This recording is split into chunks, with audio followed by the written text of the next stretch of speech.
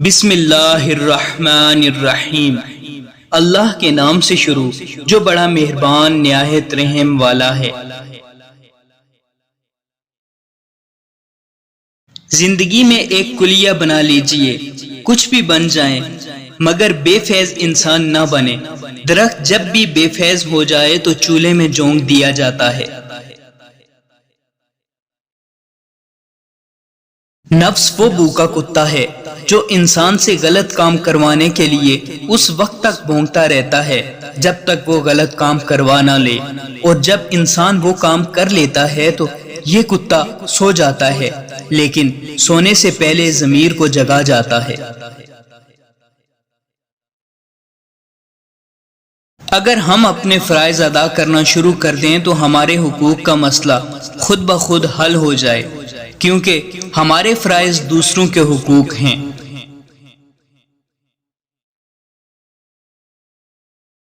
میں نے زندگی میں 300 سال تک مختلف دواؤں سے لوگوں کا علاج کیا، مگر اس طویل تجربے کے بعد میں نے سیکھا کہ انسان کے لیے سب سے بہترین دعا محبت اور عزت ہے۔ کسی نے پوچھا اگر یہ اثر نہ کرے تو وہ مسکرائے اور بولے دعا کی مقدار بڑھا دو۔ میرے اچھے وقت نے دنیا کو بتایا کہ میں کیسا ہوں، اور میرے برے وقت نے مجھے بتایا کہ دنیا کیسی ہے۔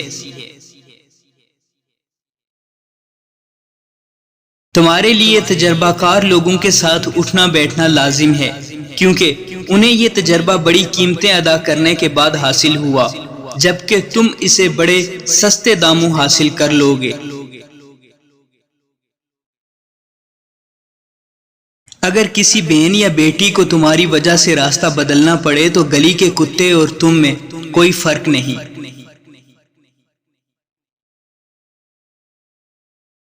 بدلے کی خواہش کے بغیر ہر کسی کے ساتھ بھلائی کرو، کیونکہ جو پھول تقسیم کرتا ہے خوشبو اس کے ہاتھوں میں بھی رہ جاتی ہے۔ سچ 3 مرحلوں سے گزرتا ہے۔ پہلے مرحلے میں مذاق اڑایا جاتا ہے، دوسرے مرحلے میں اس کی متشدد طریقے سے مخالفت کی جاتی ہے، اور تیسرے مرحلے میں اسے یوں تسلیم کر لیا جاتا ہے جیسے اس سچائی کو کبھی ثبوت کی ضرورت نہیں تھی۔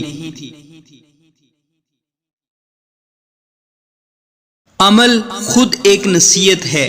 مبارک ہیں وہ لوگ جن کے پاس نصیحت کرنے کو الفاظ نہیں، اعمال ہیں۔ جو شخص خدا کی اطاعت کرتا ہے اسے دوست رکھو، کیونکہ صالح شخص کو دوست رکھنا حق تعالیٰ کو دوست رکھنا ہے۔